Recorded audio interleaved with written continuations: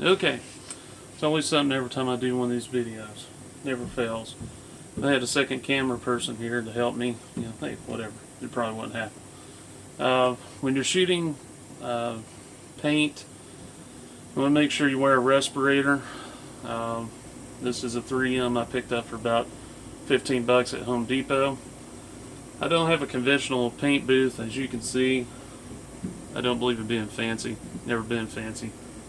Got a fan that's exhausting the paint fumes out into the air. If you notice this little paper towel here, that's there for a reason. That's for us to check our paint and kind of act as a filter to clean the airbrush. You can buy airbrush cleaners that you pop the airbrush in, shoot it a couple times, cleans out the head of it. So here we go.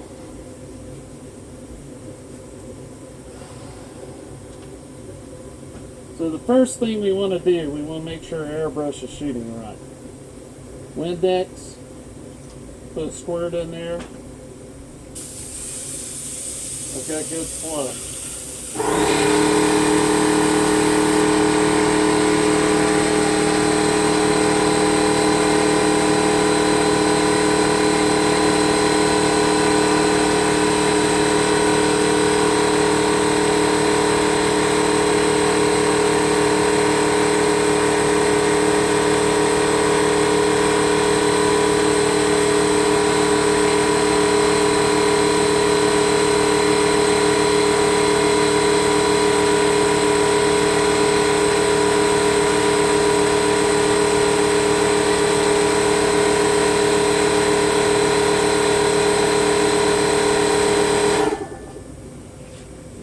Got the locomotive on the stand. I've got a Lazy Susan in here. I don't know if you can see that in the cabinet.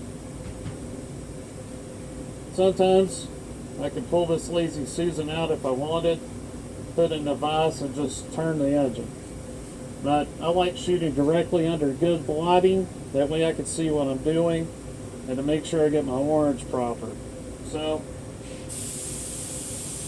we'll shoot a little bit of orange on their filter. We got good color. There's no Windex coming out of it. So you go left to right or right to left. Start at the top or the bottom, whichever you prefer. Take your time. With the dual action airbrush, I can adjust how much paint comes out. Normally I just layer the paint because acrylics, if you've got them thinned properly, they dry pretty quick.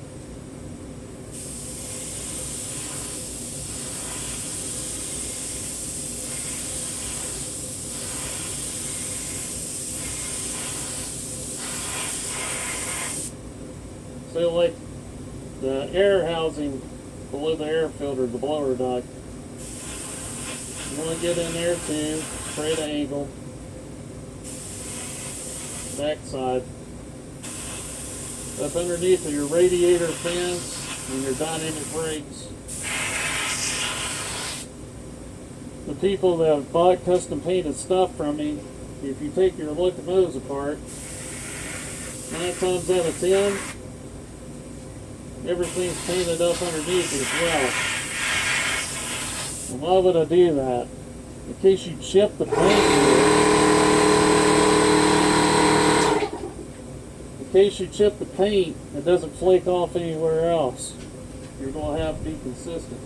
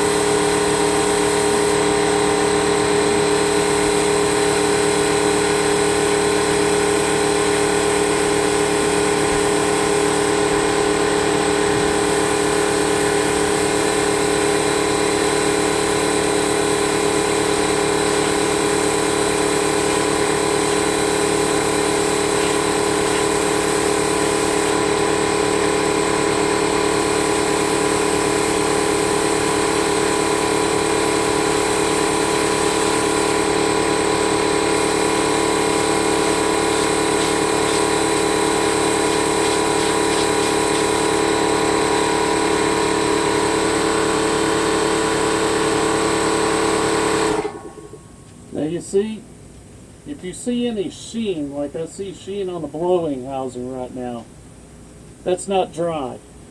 The kind of flat, dull look, that's dry right now. So I'm going to give that guy a minute. With a good airbrush stand. Remember I said my airbrush has lasted about 16 years. Well, earlier this year we had to rebuild it because the stand I was using dropped on the floor and busted it up pretty good. But luckily Pache is built to stand the test of time.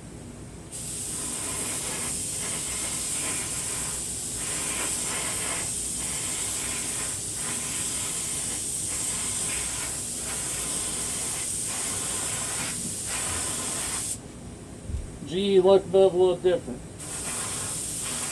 You got all kinds of little angles on a General Electric. This is the hardest part to paint on one. Kind of got to work the angle. Use more air than paint. Start out, you've got a little dial on your airbrush. I've got mine set back a little bit to where I get more air than paint. The further I pull back, the more paint pulls from the cup. Right now I've only used maybe less than a quarter of the cup, and I had a full cup. So I get up under my engine, give that a once over.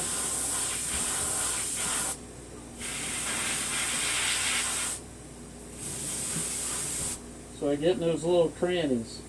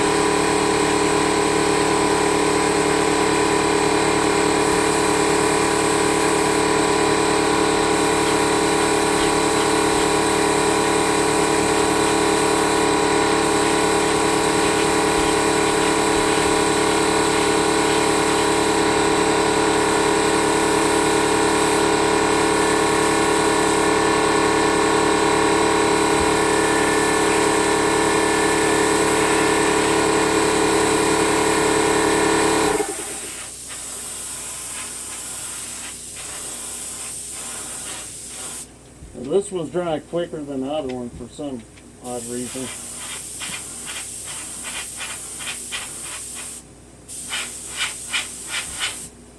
If you notice, I'm not hitting the top of the locomotive that hard with paint. And the reason being, when I overlap my colors, when I go left to right, I kind of overlap a little bit on the previous line.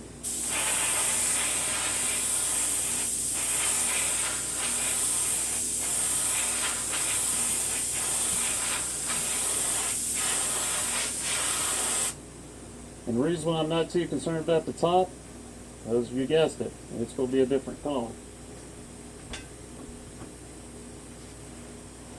Always wear your gloves, that way you keep your model clean. Now, we're going to do the cab.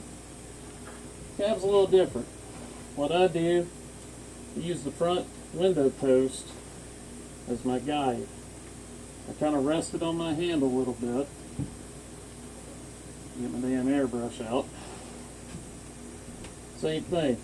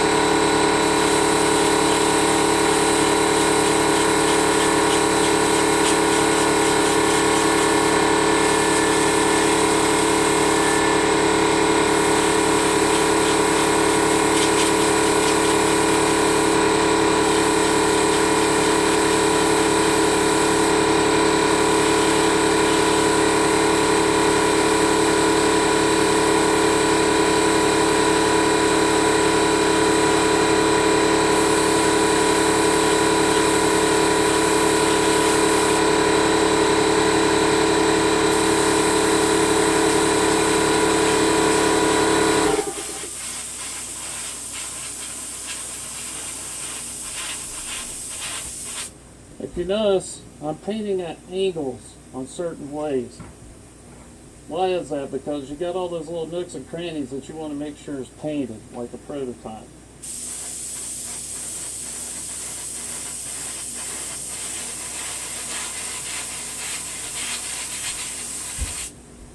And the reason why I shoot directly under light, that way I can see my paint flow where it's going.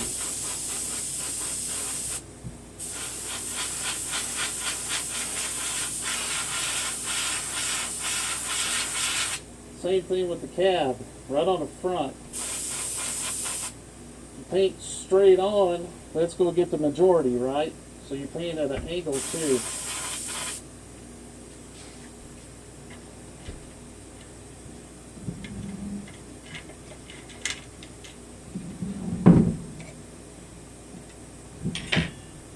And we're going to get back to this guy. And we're going to go a little hard on the paint.